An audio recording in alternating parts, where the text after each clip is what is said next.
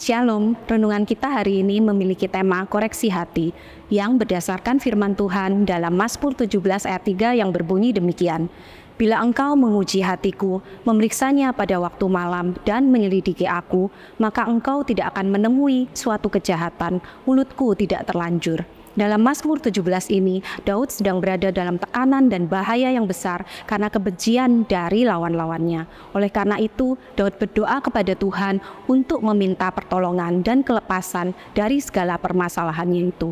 Akan tetapi sebelum meminta pertolongan Tuhan, Daud mau supaya Tuhan mengoreksi hatinya. Dalam ayat 1-4 pada pasal ini, Daud meminta Tuhan untuk menguji dan memeriksa hatinya.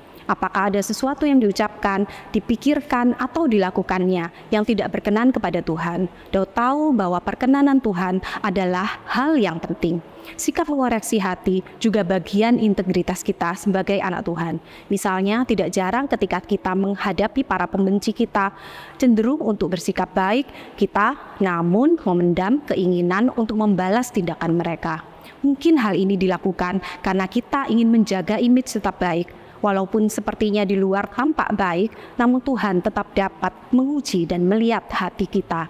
Dalam ayat yang kita baca, Daud juga menyatakan bahwa mulutku tidak terlanjur, yang artinya tidak ada perkataan yang salah atau berdosa. Di sini kita belajar bahwa ada kaitan antara hati dan perkataan.